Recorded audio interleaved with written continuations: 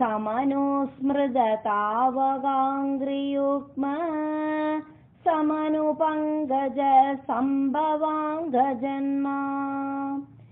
निजमन्तरमन्तरायहीनं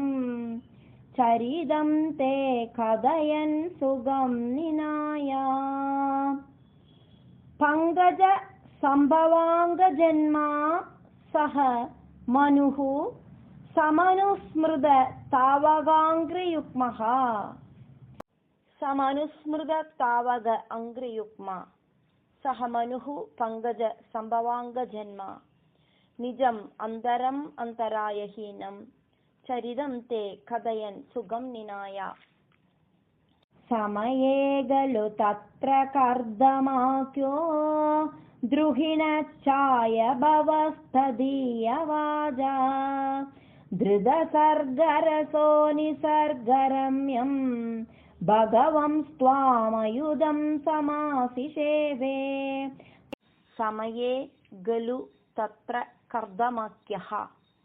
द्रुहिणच्छाय भवः तदीयवाजा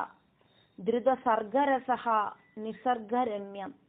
भगवन् त्वाम् अयुधं समाह सिषेवे गरुडोपरि कालमेघकम्रं विलसत्केलि सरोजपाणिपद्मं हसिदोल्लसिताननं विभो त्वं वपुराविष्कुरुषे स्म कर्दमाया गरुडोपरि कालमेघकम्रं विलसत्केलि सरोजपाणिपद्मं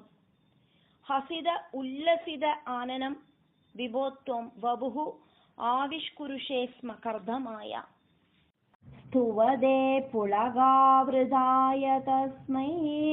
मनुपुत्रीं दयितां नवाभिपुत्री कपिलं च सुतं स्वमेव पश्चात् स्वगतिं चाप्यनुगृह्य निर्गतोऽभूत् स्तुवदे पुलगावृताय तस्मै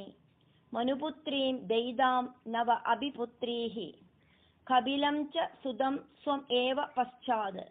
स्वगतिं च अपि अनुगृह्य निर्गतः अभूः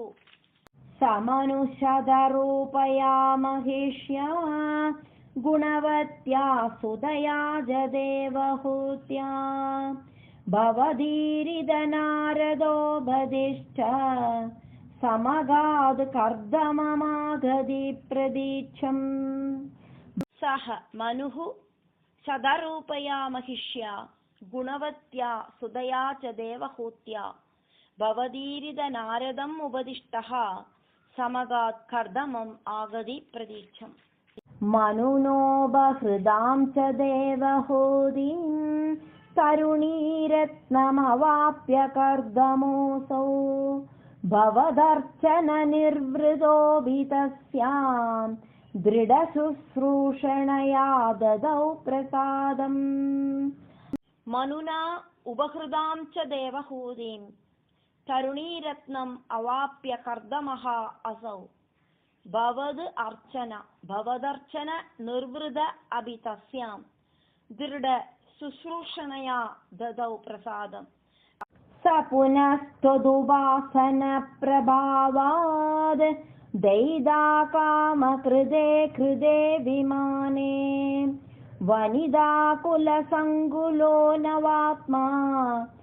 व्यहरद्देवपदेषु देवहूत्या सः पुनः त्वद् उपासनप्रभावाद् दयिता कामकृते कृते विमाने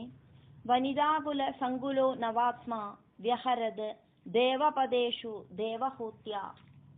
शतवर्षमदव्यतीत्य सोऽयं नवकन्या समवाप्य धन्यरूपा वनयानसमुद्यतोऽपि कान्ताहितकृत त्वज्जननोत्सुको न्यवासीद शतवर्षम् अद व्यतीत्य सः अयं नवकन्याः सम अवाप्य धन्यरूपाः वनयान समुद्यतः अपि कान्ताहितकृत त्वज्जन उत्सुक न्यवासीद